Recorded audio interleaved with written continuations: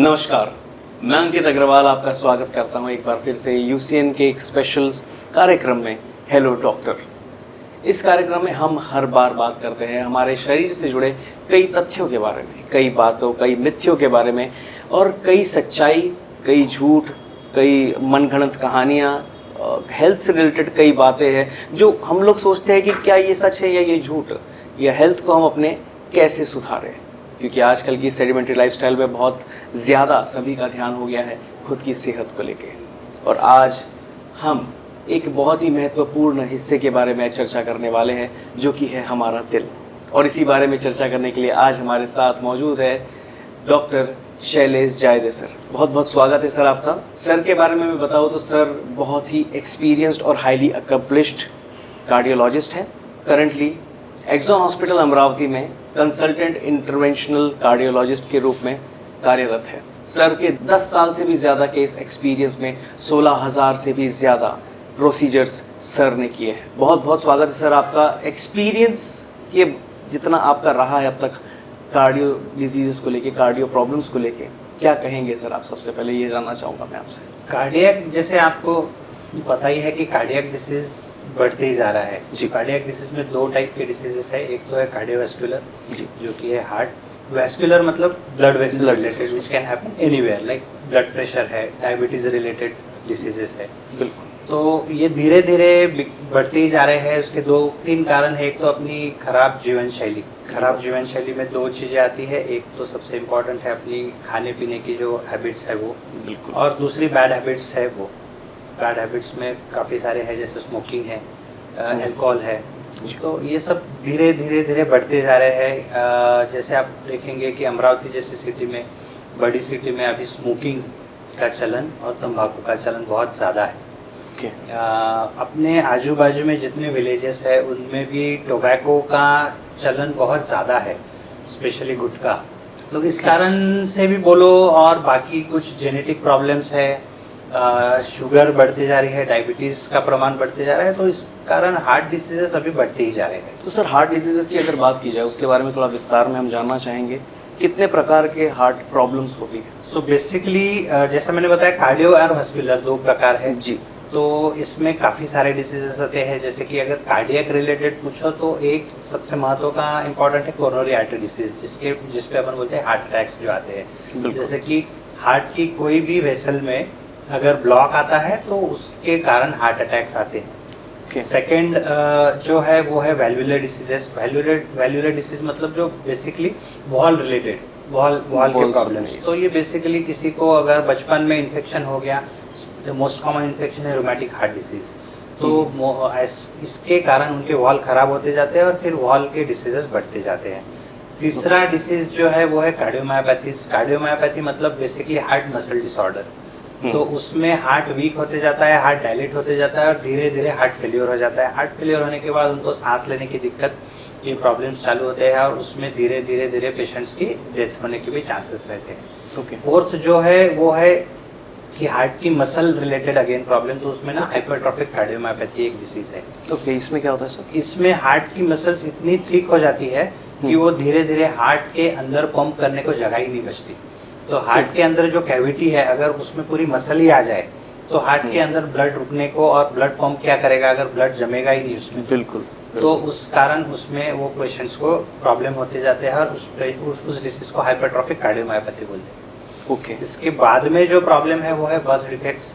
जैसे कि किसी के हार्ट में छेद है जी, तो वो डिसीजेस भी बहुत कॉमन होते जा रहे हैं। और उसके बाद हार्ट सेकेंडरीली जैसे किसी में भी इन्वॉल्व होता है, जैसे कि blood pressure related heart disease, diabetes के कारण हार्ट इन्वॉल्व हो गया वो हार्ट डिसीज। तो ये भी अलग अलग टाइप के और हार्ट डिसीजेस हैं। Okay.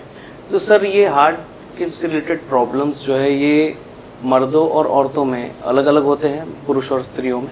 So basically heart diseases तो बहुत ज़्यादा अलग नहीं होते, पर अगर आप पूछेंगे एक्चुअल क्वेश्चन तो सिम्टम्स अलग अलग हो सकते हैं। ओके। जैसे कि मेल पेशेंट्स अगर है, जैसे कि मर्दों में हार्ट अटैक जब भी आता है तो बहुत स्पेसिफिक सिम्टम्स रहते हैं कि हार्ट, छाती में दर्द हो रहा है, हाथ में दर्द हो रहा है, सांस लेने को तकलीफ हो रही है, बहुत ज़्यादा स्वेटिंग हो रही है, तो ये इसी टाइप के सिम्टम्स से वो पेशेंट्स आते हैं। लेडीज पेशेंट्स में, फीमेल पेशेंट्स में इट इज़ नॉट कंपलसरी कि उनको सेम टाइप का सीवियर हार्ट पेन हो।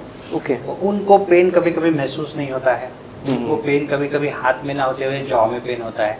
बहुत बार वो सिर्फ एक ही कंप्लेंट लेके आती कि मुझे ना ऐसा कमजोरी आ रही है, मतलब मुझे फटीग है, बस बहुत दिन से फटीग है।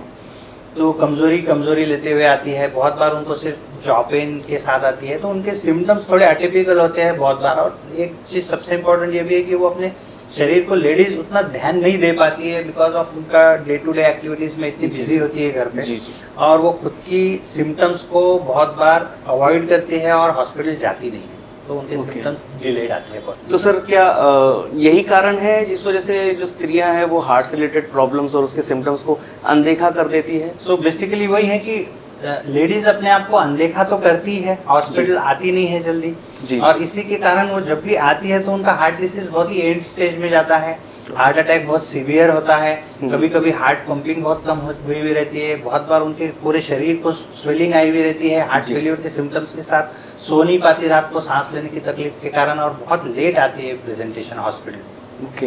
तो ये फिर बड़ा प्रॉब्लम जनरेट हो जाता है इससे कि छोटे पहले से भी बड़ा होता है एंड फिर उनकी ट्रीटमेंट भी उतनी ज्यादा डिफिकल्ट हो जाती है और कॉम्प्लिकेशंस भी होने के चांसेस ज्यादा बढ़ जाते हैं। ये बात तो है सर। सर हार्ट के हेल्थ को से अगर बात की जाए तो हार्ट को हेल्दी रखने के लिए सबसे बेसिक चीज़ क्या करना चाहिए? अगर आम आदमी है, सेडिमेंट्री लाइफस्टाइल है, ऑफिस जॉब है 9 to 5, तो क्या किया जाए कि उनका हार्ट जो है हेल्दी रहे?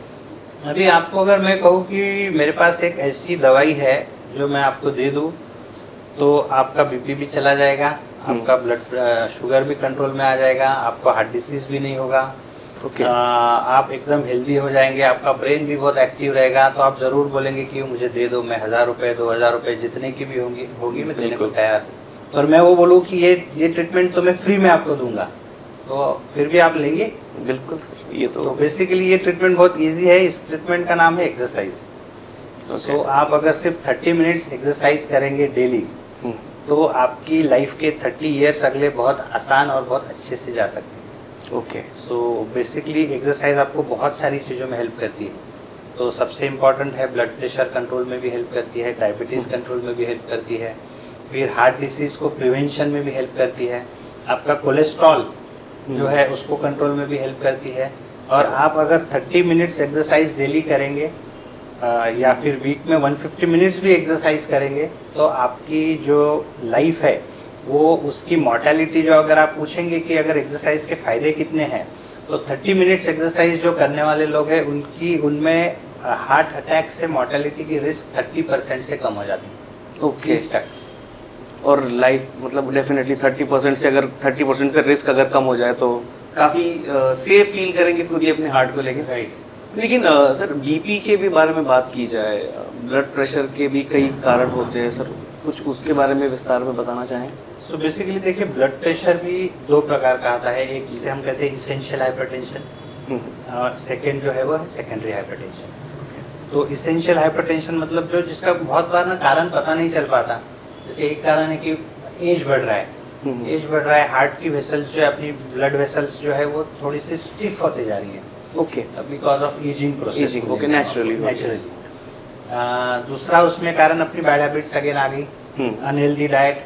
जैसे अनहेल्दी डाइट में पूछेंगे तो हाई सोडियम मतलब सॉल्ट ज़्यादा खाते हैं कोई लोग, लो पोटेशियम डाइट मतलब फल बहुत कम खाते हैं कोई लोग। ओके। तो इन लोगों में ब्लड प्रेशर का रीज़न एक आ गया, ये basic reason of essential hypertension. दूसरे उसमें कारण है कुछ है जेनेटिक है, पता नहीं है,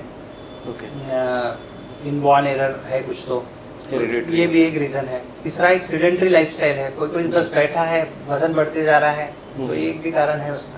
और सेकंड जो मैंने आपको बोला सेकेंडरी हाइपरटेंशन, तो सेकेंडरी हाइपरटेंशन किसी में हार्मोनल इम्बैलेंस है जी, कोई ड्रग रिलेटेड है, कोई किडनी रिलेटेड है, या कोई एंडोक्राइन डिसीज है किसी को, तो ये सेकेंडरी हाइपरटेंशन।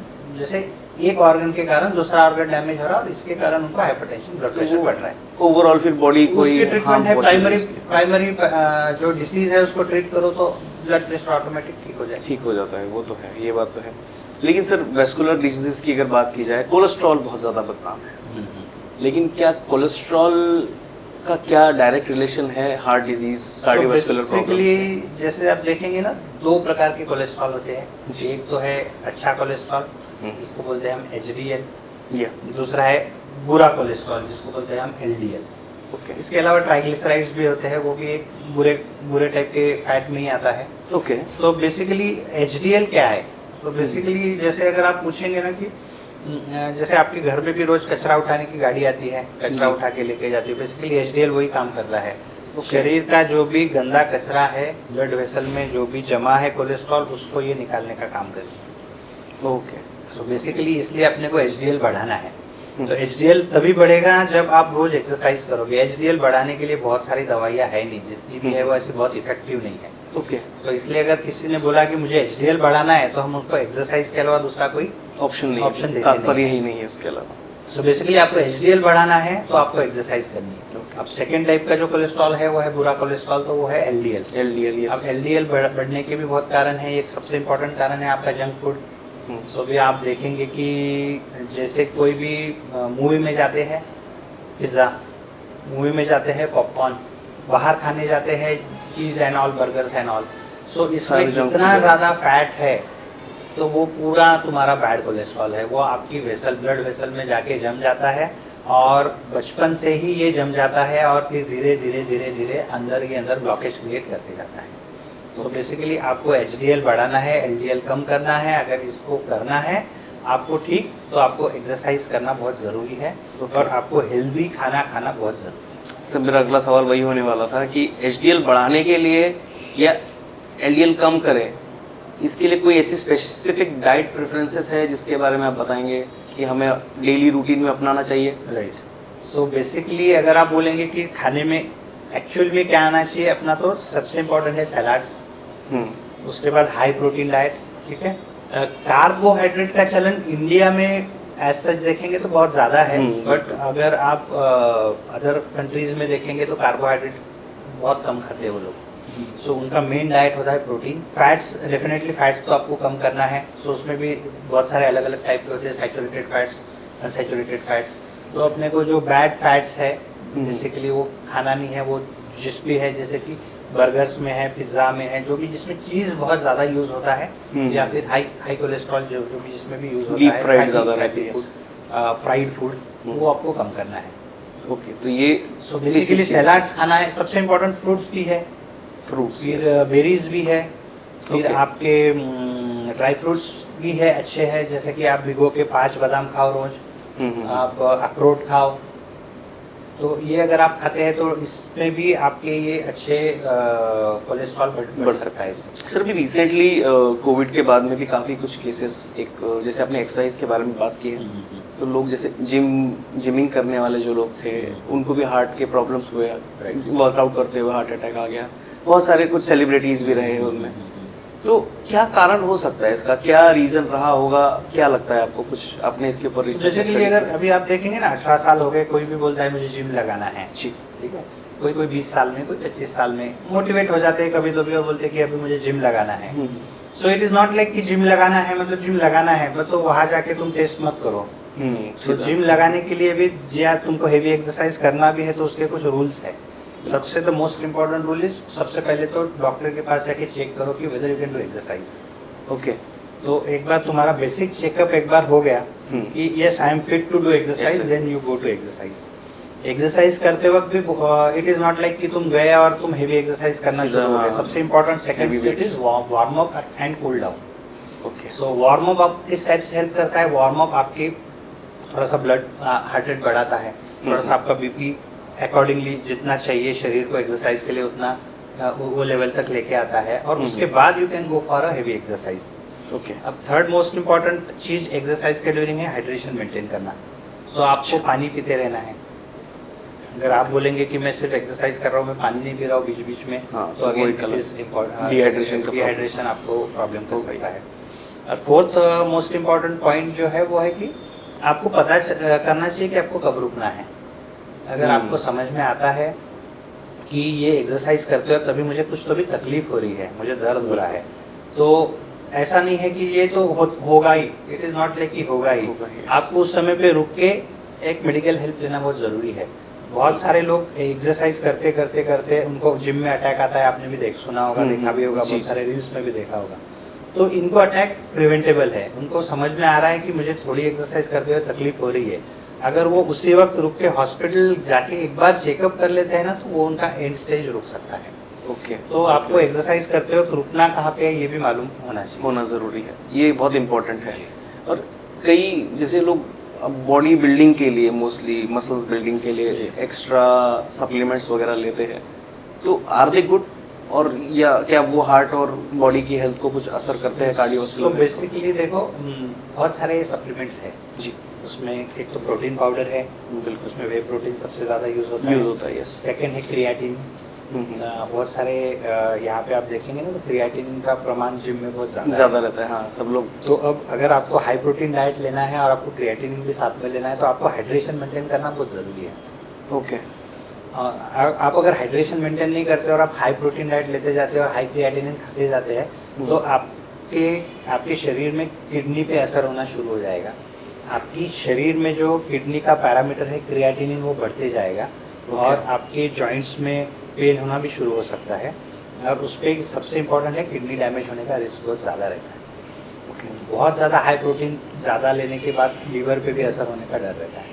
तो अगर आपको लेना है तो आप लो, बट अगेन थोड़ा सा एक तो जिम ट्रेनर के प्रॉपर गाइडेंस में लो, या फिर मेडिकल हेल्प लेके लो कि कितना आइडियली आपके शरीर के बॉडी वेट के हिसाब से कितना ज़रूरी है। और सबसे इम्पोर्टेंट है, अगर आप ले रहे हो तो आपको हाइड्रेशन बहुत ही ज़्यादा मेंटेन करना पड़ेगा। ओके, तो ये hydration is the most important part of this, वरना उसका असर ही नहीं होगा, असर नहीं होगा, बैड इफेक्ट्स बैड इफेक्ट्स होगा। ये भी बहुत ज़रूरी है अगर आप वर्कआउट कर रहे हैं। तो सर, कुछ एडवाइस, कुछ टिप्स आप बताना चाहें, जितने भी हमारे दर्शक आपको इस वक्त देख रहे हैं टीवी पर, सोशल मीडिया पर, कि क्या हेल्थ को डेली आपने एक्सरसाइज तो बताई है 30 मिनट्स, पर कुछ ऐसी एक्सरसाइज जो आप बताना चाहें कि बाकी ओवरऑल हेल्थ को भी अच्छा रखे? हार्ट हेल्दी अगर आपको रखना है तो उसके 5-6 पॉइंट्स है जी। तो सबसे इम्पोर्टेंट है कि आप रोज एक्सरसाइज करो। एक्सरसाइज में 3 टाइप की एक्सरसाइज है। ओके। अगर आप वॉकिंग करते हैं, फास्ट वॉकिंग करते हैं, तो आप आर्ली पकड़ के चलो 150 to 200 कैलोरीज बर्न आउट करते हो। Okay, okay. आपको उससे ज़्यादा कैलोरीज बर्न आउट करना है तो you can go for jogging और रनिंग। उसमें ऑलमोस्ट आर्ली 250 to 300 कैलोरीज आप बर्न करते हो। उससे ज़्यादा अच्छी बेस्ट एक्सरसाइज अगर करना है तो है स्विमिंग। स्विमिंग में आपके जोड़ों पे, आपके जॉइंट्स पे कोई भी असर नहीं होता, बिकॉज पानी के कारण उन पे ज़्यादा वेट नहीं आता है, स्ट्रेन नहीं आता है। But at the same time आप cardiovascular exercise along with lungs की एक्सरसाइज बहुत अच्छी हो जाती है। ओके, तो ये हो गया एक्सरसाइज। सेकेंड है आपका डाइट। जैसे मैंने आपको बताया, डाइट में सबसे इम्पोर्टेंट है कि सैलाड रोज लो, फ्रूट्स रोज लो, हाई प्रोटीन डाइट लो, लो कार्बोहाइड्रेट डाइट लो, दोनों टाइप। ओके, ठीक है, तो ये हो गया डाइट रिलेटेड। थर्ड सबसे इम्पोर्टेंट है स्ट्रेस कम करो। लाइफ में स्ट्रेस बहुत ज़्यादा है लोगों बिल्कुल, के, ये बात तो है। और डे टू डे में बढ़ते जा रहा है। तो stress is because of like competition का स्ट्रेस है, स्कूल में कंपटीशन का स्ट्रेस है, कॉलेज में कंपटीशन का स्ट्रेस है, जॉब का स्ट्रेस है, मल्टीपल स्ट्रेस है। तो ये स्ट्रेस कम करो। फोर्थ मोस्ट इम्पॉर्टेंट है आपका है स्लीप पैटर्न। ओके, तो अगर आप बोलेंगे कि मेरी नींद नहीं हो रही कंटिन्यूसली, तो ये आपके हेल्थ को अंदर ही अंदर खराब करते जाता है और एट सम पॉइंट आपको कुछ ना कुछ प्रॉब्लम आता है। सबसे इम्पोर्टेंट आपका ब्लड प्रेशर बढ़ते जाता है, शुगर बढ़ सकती है आपको। तो आपको स्ट्रेस कम करना है, आपको स्लीप बहुत अच्छी लेनी है। लाइक स्लीप कितनी लेनी है, तो 6 से 8 घंटे मिनिमम आपकी नींद होनी चाहिए। उसके बाद का जो पॉइंट है वो कंट्रोलेबल है, वो है कि एक तो आपको बैड हैबिट्स कम करना है, like smoking and alcohol. Okay, ये बहुत ये आपको, हाँ, तो स्मोकिंग से तो बहुत सारे हार्ट डिसीजेस होते हैं, बहुत सारा ब्लड प्रेशर का प्रॉब्लम होता है, और अल्कोहल से भी लीवर के प्रॉब्लम्स भी है, ब्लड प्रेशर भी बढ़ता है, and other multiple problems, social problems आपको पता ही है, वो सब प्रॉब्लम्स भी होते हैं। तो ये 5 पॉइंट्स पे अगर काम करेंगे तो आपकी लाइफस्टाइल, आपका हेल्थ बहुत ही अच्छा हेल्दी रहेगा और लाइफ भी और लंबी रहेगी, लंबी चलेगी। Alright sir. तो सर, इतनी एक्चुअली लाइफ जो है इतनी ज़्यादा फास्ट फॉरवर्ड हो गई है, हाई टेक हो गई है, बैड हैबिट्स भी बहुत लोगों को मतलब रेगुलर बेसिस पे भी रहती है, कुछ लोग ओकेजनल वाले भी रहते हैं। पर अगर कोई जैसे स्मोकिंग या ड्रिंकिंग या कोई और दूसरी बैड हैबिट्स है किसी को, तो उन्होंने हेल्थ चेकअप कितने इंटरवल्स में करवाना चाहिए और कौन कौन सी चीज़ों का हेल्थ चेकअप करवाना चाहिए बॉडी में? देखिए, तंबाकू जो है ये 2 या 3 प्रकार से लोग खाते हैं जी। एक हो गया अपना गुटखा, यस। दूसरा हो गया तंबाकू डायरेक्ट जो लोग यहाँ पे मुंह में रखते हैं, ओके। और तीसरा है स्मोकिंग। तो अगर आप पूछेंगे कि तंबाकू आपको कैसे इफेक्ट करता है, हार्ट रिलेटेड बता रहा हूँ। यस। सो अगर कोई क्रॉनिक टोबैको च्यूअर है, तो मतलब तंबाकू खा रहा है या गुटखा खा रहा है, तो उसकी जो ब्लड वेसल्स है ना, उसमें इतने ज़्यादा ब्लॉकेजेस आते हैं, धीरे धीरे धीरे कंटिन्यूस ब्लॉकेजेस आते जाते हैं, हार्ड ब्लॉकेजेस आते जाते हैं। और जब अगर उनका अपन, जैसे कि अगर किसी ने, आपने बोला कि ये 10 साल से या 15 साल से गुटखा खा रहा है, उसका अगर मैं आज एंजियोग्राफी करूँ तो उसकी बहुत सारी जगह पे मल्टीपल ब्लॉकेजेस दिखेंगे मुझे। ओके। तो उन्होंने आइडियली तो 10 साल कोई कंटिन्यूस टोबैको खा रहा है तो उसने ईयरली टीएमटी करना ही चाहिए, क्योंकि उसको कब ब्लॉक आएंगे और उसको कब अटैक आएगा ये बोल नहीं सकते।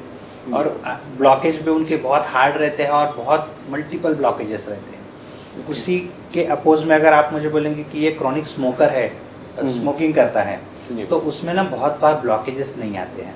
उसमें क्या आता है, बिकॉज हार्ट ब्लड की विस्कोसिटी इतनी बढ़ जाती है तो उसमें अचानक से क्लॉट तैयार हो जाते हैं।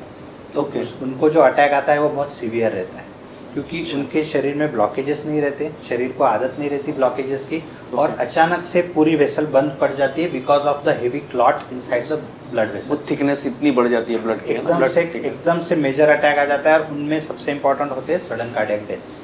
ओके। तो अचानक से पेशेंट कोलैप्स हो गया, तो ये पेशेंट जब भी आते हैं तो उनमें पूरे ब्लड वेसल में क्लॉट ही क्लॉट रहते हैं। तो उनमें अगर हम खून पतले की दवाई दें तो उनके क्लॉट बहुत बार डिजॉल्व हो जाते हैं, पर अगेन उनका अटैक बहुत सीवियर रहता है। सीवियर है सर। तो उन्होंने स्मोकर्स जो है, एक तो उन्होंने अपना हाइड्रेशन अगेन मेंटेन करना चाहिए ताकि उनका ब्लड बहुत थिक ना हो और उनके क्लॉट्स तैयार ना हो। एट द सेम टाइम बहुत चेन स्मोकर्स को ये रिस्क ज़्यादा रहती है। ओके। और स्मोकिंग के कारण तीसरा प्रॉब्लम जो है लंग डैमेज भी होता है। अगेन वो उसका इफेक्ट 10 ईयर्स के बाद बहुत लोगों को मालूम पड़ता है। तो उसमें फिर चेस्ट फिजिशियन के पास जाके उन्होंने पल्मोनरी फंक्शन टेस्ट करते रहना चाहिए। सो आइडियली अगर आप पूछेंगे तो स्मोकर्स एंड टोबैको च्यूअर्स ने ईयरली ट्रेडमिल टेस्ट करते रहना चाहिए। ओके। टीएमटी ईयरली तो करवाना ही चाहिए, साल में एक बार। All right. और सर बाकी जो बुरी हैबिट्स है, जंक फूड खाने वाले हैं, अल्कोहल वाले हैं, तो उन लोगों को क्या क्या टेस्ट करवाना चाहिए अगर? जंक फूड वालों में सबसे इम्पोर्टेंट तो जैसे मैंने बताया कोलेस्ट्रॉल का टेस्ट और शुगर का टेस्ट। अभी जंक फूड वालों में क्या होता है ना, धीरे धीरे ओबेसिटी भी बढ़ती जाती है। यस। जिनमें ओबेसिटी बढ़ती जाती है ना, उनमें तीसरा जो प्रॉब्लम अभी तक अपन ने डिस्कस ही नहीं किया हुआ है, इंसुलिन रेजिस्टेंस। यस। ये जैसे आपने देखा होगा ना कि कोई ना बच्चा है, छोटा है, बहुत बड़ा नहीं है, पर उसका वजन बहुत ज्यादा है, और अगर आप उनके यहाँ पे देखेंगे ना तो पूरे ब्लैक डॉट्स दिखते हैं, पूरा डिस्कलरेशन हो जाता है, पिगमेंटेशन को हम बोलते हैं अकैंथोसिस निग्रिकन्स। यहाँ पे और यहाँ पे इस टाइप के होते आते हैं। तो that is not a pigment, basically it indicates कि इनको इंसुलिन रेजिस्टेंस चालू हो गया है। ओके। बढ़ गया एकदम बहुत ज्यादा। तो basically these are the candidates उनको जिनको आगे जाके डायबिटीज होने वाला है। दैट इज द एकदम इनिशियल सिम्टम्स कह सकते हैं कि डायबिटिक। तो उन लोगों ने शुगर और कोलेस्ट्रॉल चेकअप करते रहना चाहिए, और सबसे इम्पोर्टेंट है ओबेसिटी कम करना चाहिए। अभी ओबेसिटी के लिए मल्टीपल नए ड्रग्स आए हैं, हमने बहुत सारे पेशेंट्स में चालू भी किया है और उनके फायदे भी बहुत हैं। इसमें 2 टाइप के ड्रग्स आए हैं जी। एक है GLP-1 अगोनिस्ट, सो बेसिकली वो है सीमाग्लूटाइड, जो आपने बहुत सारे आपने देखा होगा कि सेलिब्रिटीज ले रहे हैं। ओके।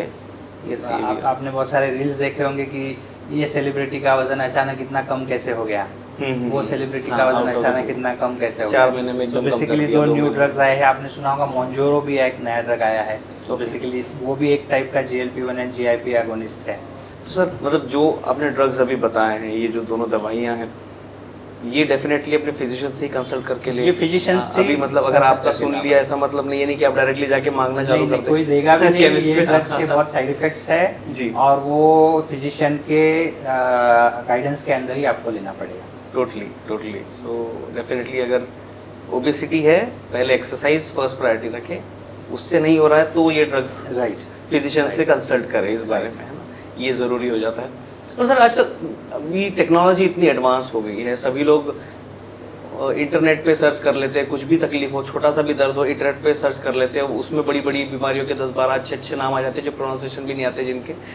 तो वो फिर उनसे आप कैसे डील करते हैं सर, जब वैसे वाले आपके पास पेशेंट्स आते हैं, या क्या कहेंगे? आप देखेंगे ना, ये गैजेट एक प्रकार की बीमारी हो गई है। जी जी जी। अभी गैजेट अगर कोई डॉक्टर ने पहना है और उसको समझ में आ रहा है कि उसके इसमें इतना इतना हार्ट रेट दिखा रहा है स्मार्ट वॉच में, तो that is okay, because you can understand कि चलो ठीक है, this much of variation is possible.